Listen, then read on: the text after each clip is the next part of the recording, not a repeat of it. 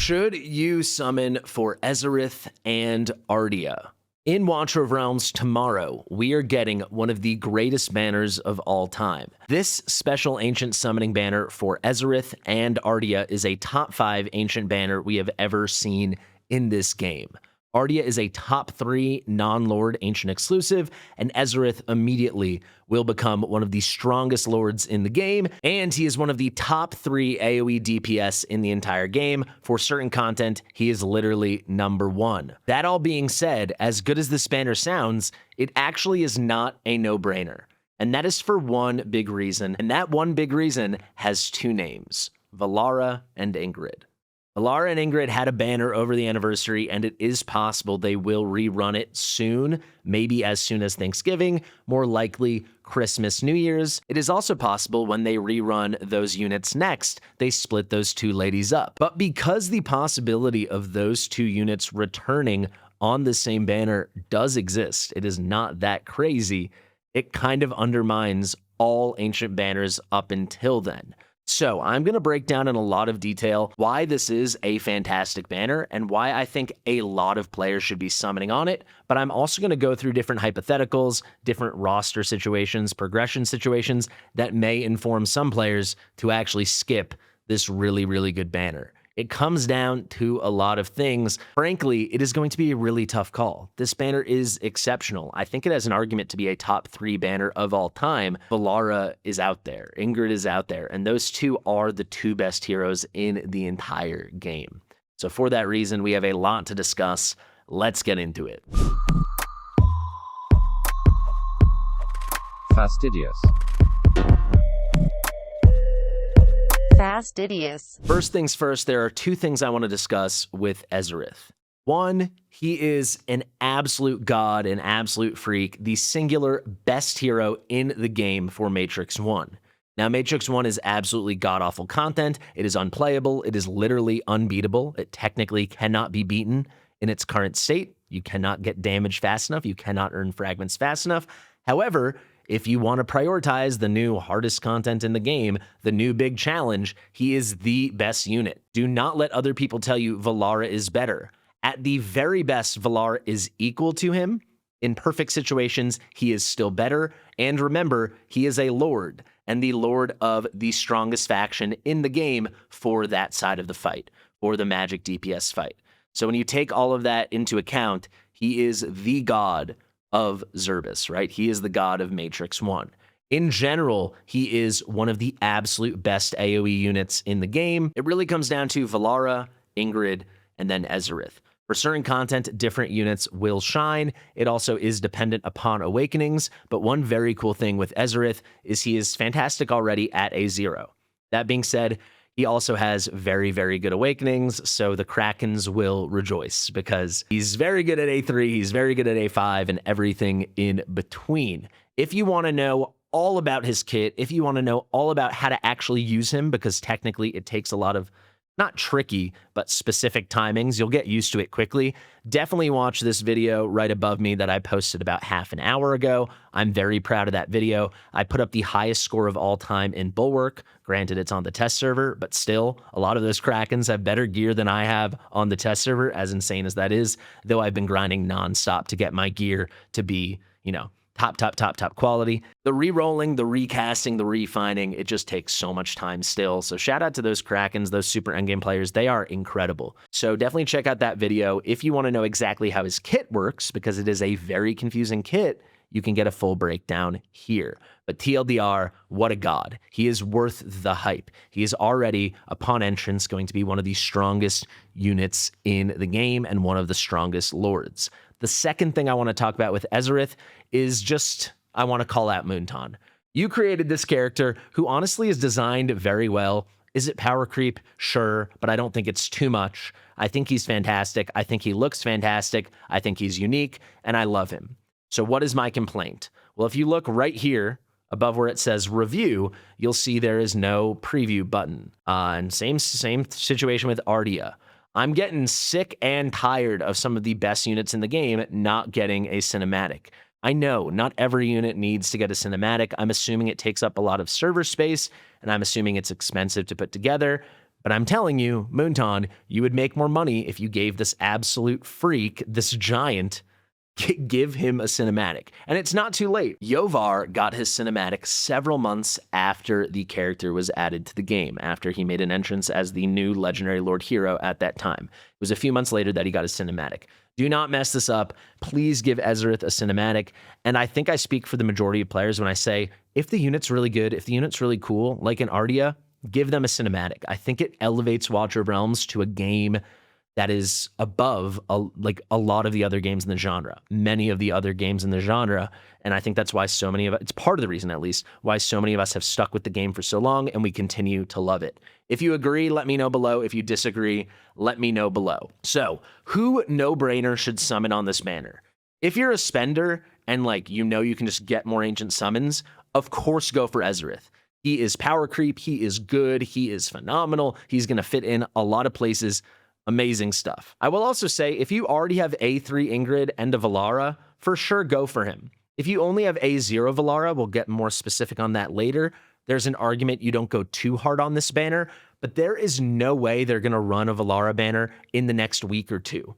The soonest they could do it is 3 weeks. So for that reason, I would say you can comfortably summon. Ezerith is an amazing, overpowered lord. He's brand new, and he's going to help you immediately beat some of the hardest content in the game, or at least improve a lot at it. And then he's paired with Ardea, who is about as good a consolation prize as you could ever get. There's a pretty strong argument only Valara is better than her. Yes, it is true, Valara is in an entire league of her own right now, and then also Sithra is so good as well. Maybe if you need support, you might be thinking Dirtsa or Carnelian.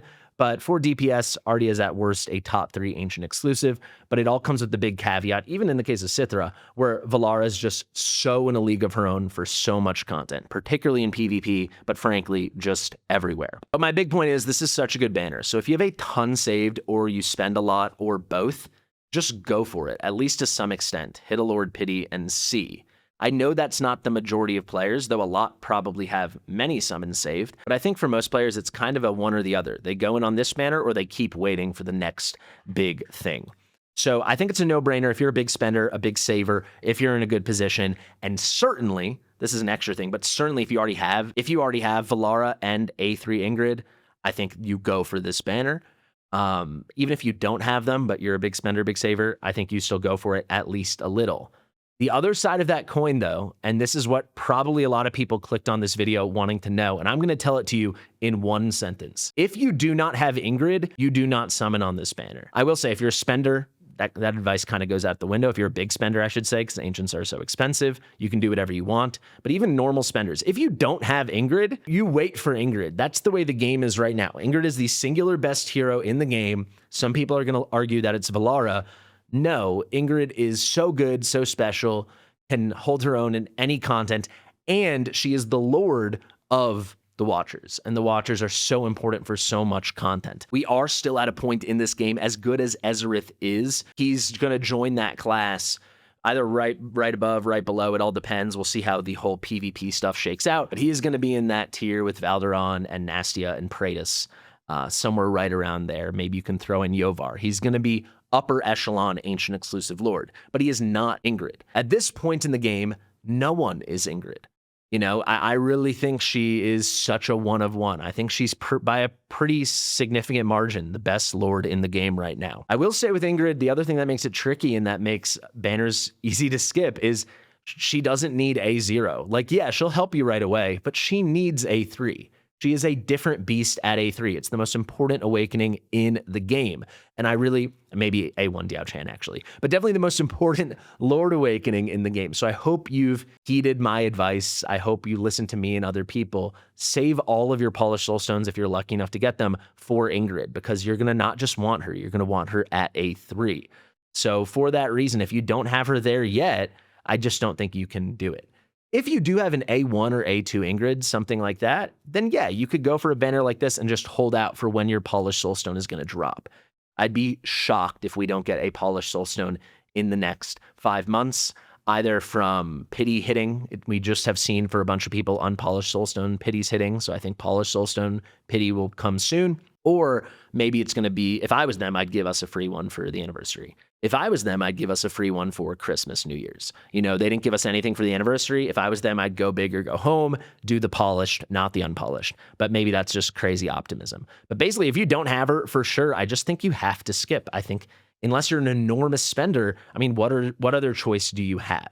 So that is the Ingrid thing. I think it's pretty straightforward. You don't have Ingrid, you don't summon. You have Ingrid A1, maybe you could, hold that for Soul Stones. You got her A2, yeah, you could probably summon a little and then just hope for the best. With the new Ancient Lord system, right? The new boosts in the rates, now that they've changed the summoning rates, hopefully I'm going to have a video out on that tomorrow.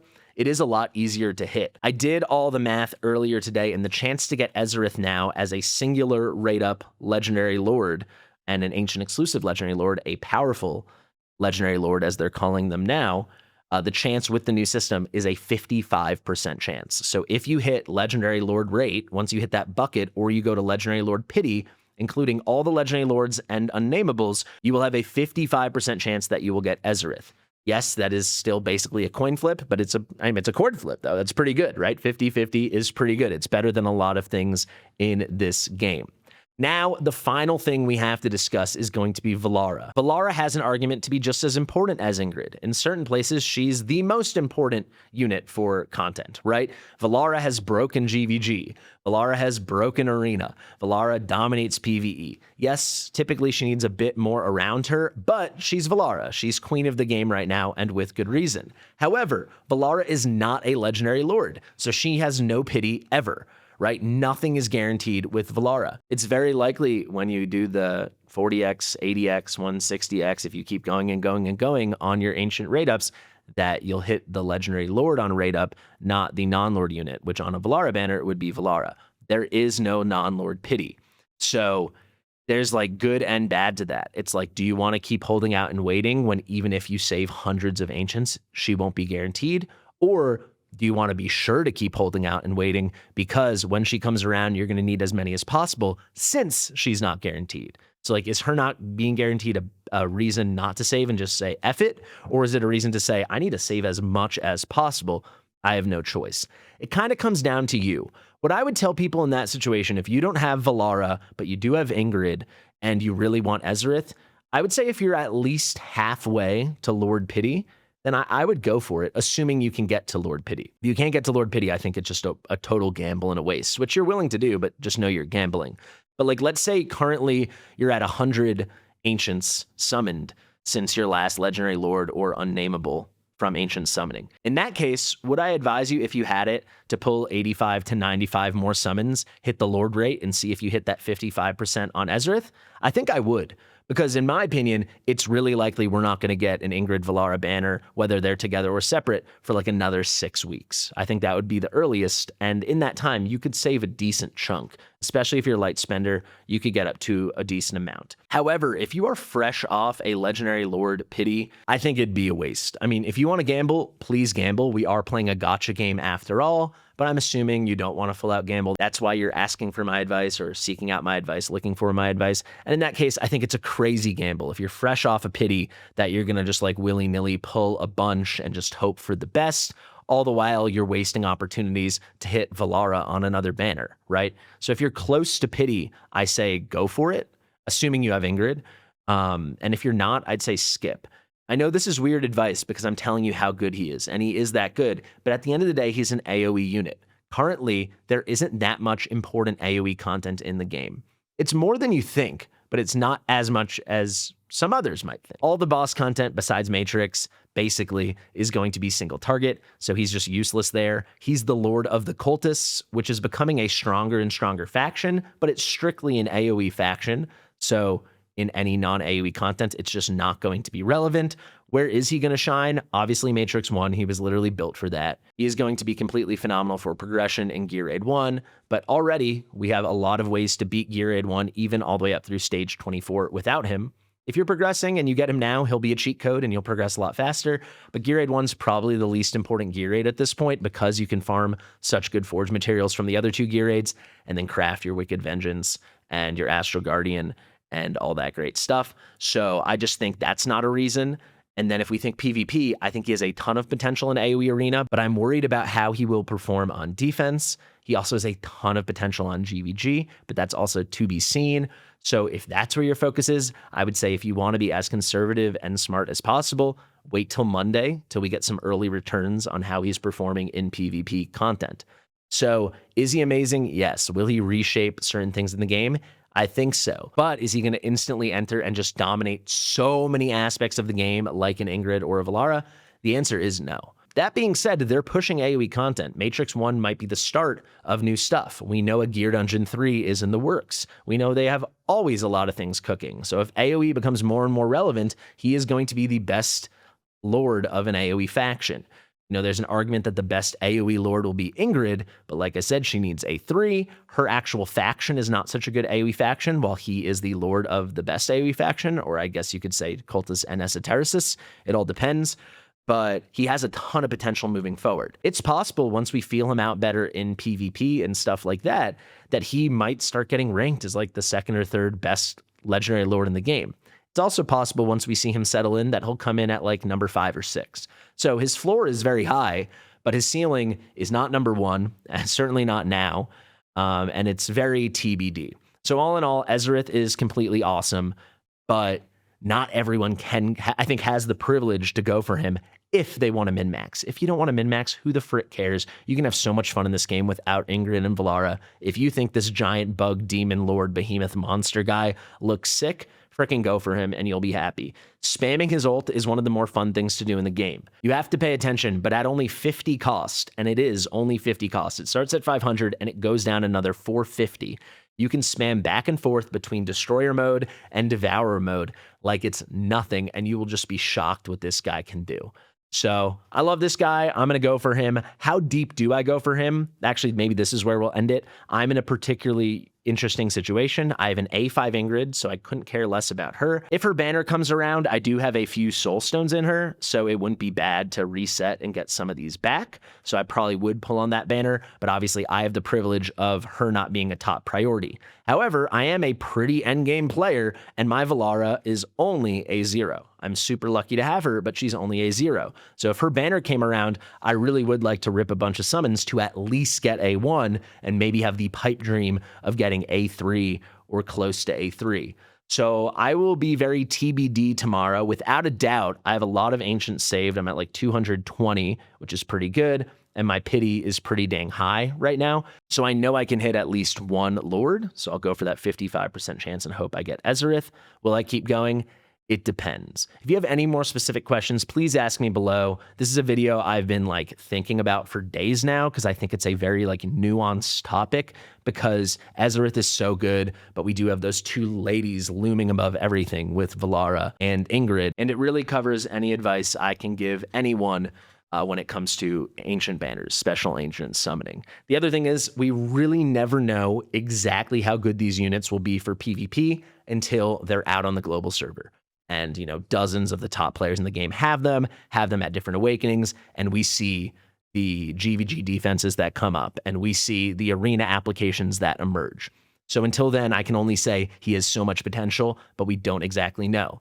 A lot of people will say, Valara, we knew. No, we didn't. I made videos about it. I was like, she might be the best thing in PvP, but we don't know. She has so much potential for GVG, but we don't know. There's no good way to test that on test server. That's why no one is ever definitive about this stuff, and we always see. Like with Sithra, I thought she would redefine single target, and I was right, but we didn't know until it happened, right? And this will be a similar circumstance. I'd be shocked if he's like a new total meta, but I wouldn't be surprised at all if he's a new top tier option. So let's see, strictly in PvP. In PvE, for AoE stuff, he is going to dominate. Last thing, I just realized I've barely talked about Ardea at all. Ardea is as good as she ever was. You know, she's just great AoE damage, amazing single target, even if you need it. The multipliers are through the roof, the attacks through the roof. I don't think you should summon for a single non-lord on a banner. You shouldn't be targeting any non-lords if you're not a huge spender, unless that unit is Valara. So Ardea, as amazing as she is, isn't Valara. There you go. This video is going a little long. Guys, I know I was a little bit all over the place, but I hope you got the information you were looking for. Reminder, if you didn't, ask me below and I'll try to get to all the comments. Thank you for watching. Share it with your mother, and I'll see you real soon. Bye.